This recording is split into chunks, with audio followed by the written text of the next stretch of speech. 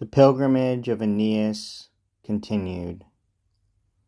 Past Scylla's reef and ravening Charybdis, the Trojan galleons had won their way and almost reached the shores of Italy, when head winds drove them to the Libyan coast. There Dido made Aeneas welcome to her home and heart, her heart too ill inured to bear the parting from her Trojan spouse. Feigning a holy rite, she built a pyre, and fell upon his sword, and duped herself, duped all. Aeneas, fugitive again, fled the new city on the sandy shore, back to the bounds of Eryx and the lands of loyal Acestes, where he sacrificed in honor of his father's tomb. The fleet that Iris, Juno's envoy, nearly fired, cast off and left behind Hippotades' domain, the smoking lands of sulphur fumes, and the three Sirens' rocks. And then his ship, her pilot lost, sailed past Inarime and Prochyte and Pithecusae, placed on a bare hill, named for its denizens. For once the father of the gods, who loathed the fraud and falsehood of the Cercopes, and all their crafty crimes, transformed the men into misshapen animals that seemed both like and unlike humans, shriveling their limbs, tilting and flattening their noses, ploughing their cheeks with wrinkles of old age.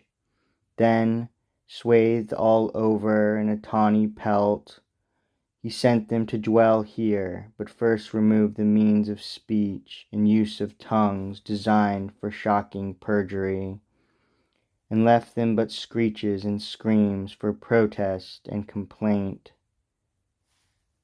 Leaving these places, on the right he passed the city walls of Naples, on the left Maecenas' tomb, brave trumpeter, and reached the shore of Cumae with its wilderness of marshes. Entering the grotto there of the long-living Sibyl, he besought leave to pass down to the underworld and meet his father's ghost. And she, her eyes long kept upon the ground, raised them, inspired at last by heavenly ecstasy. Great is the gift you seek, she said, prince of great deeds, whose hand the sword has proved, whose loyalty the fire. Yet, Trojan, have no fear, you shall achieve your aim, and with my guidance you shall know the dwellings of Elysium, and the last realm of the world, and your dear father's ghost. To righteousness no paths impassable. She showed him in the glade of Proserpine a gleaming golden bough, and bade him break it from the trunk. Aeneas did her bidding, and saw the riches of hell's frightful realm, and his own ancestors, and the aged ghost of great-hearted Anchises. He learnt, too, the region's rules, and what new perils he must face afresh in war. Retracing thence his weary steps, he eased his journey's toil in converse with his guide, and as he paced through the dim twilight up the fearful path, "Whether thou art a goddess at my side, or the god's favourite," he said, "to me less than divine thou'lt never be. For I owe all to thee, all truly, by whose will I visited the world of death, and come back from the world of death that I've now seen. For services so great, when I have reached the air above, to thee I shall erect a temple, and in thine honour incense burn." The Sibyl held him in her gaze and sighed, "I am no goddess, nor must you believe a mortal worthy to be honoured with the smoke of incense.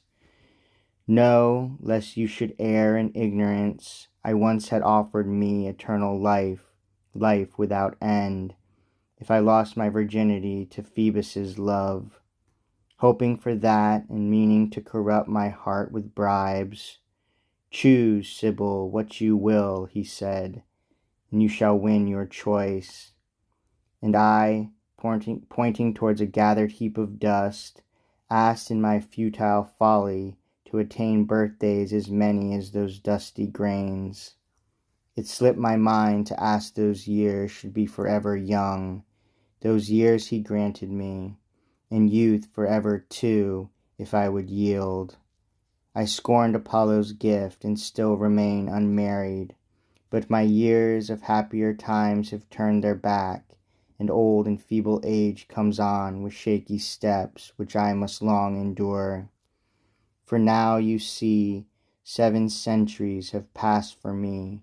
To match those grains of dust there still remain to see 300 more harvests brought home. 300 vintages. The time shall come when length of days will shrivel this frame of mine, and my age-wasted limbs shrink to a feather's weight. None will believe that I was loved and pleased a god. Perhaps Phoebus himself won't know me, or deny he loved me. To such changes I shall pass. No eye shall see me then. My voice alone the fates will leave, my voice by which I'm known.